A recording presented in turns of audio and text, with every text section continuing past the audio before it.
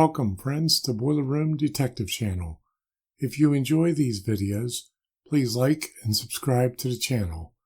This case is the case of why the hydronic boiler failed. The call came in around 6 a.m. telling me the customer had problems with the boiler. We had not been at this building for several years.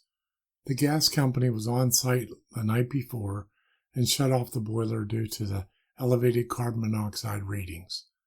Walking inside the boiler room, we saw an old cast iron sectional boiler with an atmospheric burner. The sides of the boiler showed sooting and discoloration. Walking around the boiler, I saw the gas valves on the two-position gas drain and couldn't believe all the water damage. Checking the boiler's age, I saw it was only 26 years old. This type of boiler got its second wind at 26 and commonly lasted 30 to 40 years. We contacted a Honeywell wholesaler to get prices and availability on the gas valves. Looking under the boiler, we saw there was evidence of water had leaked.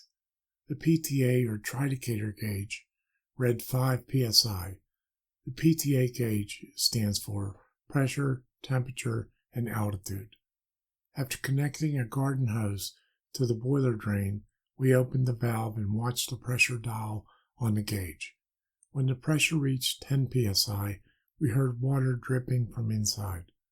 Looking inside with a mirror and a flashlight, we discovered 2 leaks between the sections. I informed the owner the boiler was dead.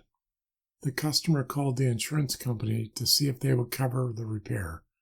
The insurance agent asked if we could provide pictures and the reason for the failure. I kind of like doing this anyway, as I'm afraid my boiler may suffer the same fate as the one that's damaged here, and I want to avoid that. I walked around the boiler and checked the horizontal expansion tank at the ceiling. It was full and had no air cushion. The relief valve discharge was just a few feet above the gas valves. I didn't remember it being that close the last time we were here. 3 credible scenarios came to mind. The first was that since the expansion tank was full, each time the boiler heated, the water would expand and lift the relief valve. The relief valve would stay open until the pressure inside the boiler dropped below the relief valve set point. The problem with this scenario was that hydronic relief valves open slightly as the water pressure increases above the set point. They're not like a steam pop safety that opens all the way. This looked like water sprayed all over the place, meaning the valve was fully open. The second theory was that the pressure-reducing valve feeding water into the system continually fed water, causing the relief valve to open. Again, it should have only dripped out and not sprayed. My last theory was the relief valve was defective.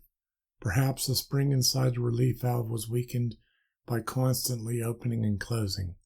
This would be the only probable cause for the relief valve to open fully and spray the gas valves.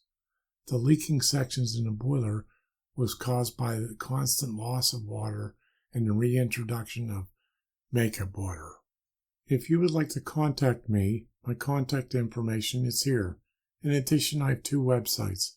BrewingWithSteam.com is focused on steam systems for breweries and distilleries. It includes a monthly blog post about steam issues inside a brewery. My other site is FireIceHeat.com. It's my company's website and shows some of our capabilities. I've authored 12 books on boilers, which are available on Amazon.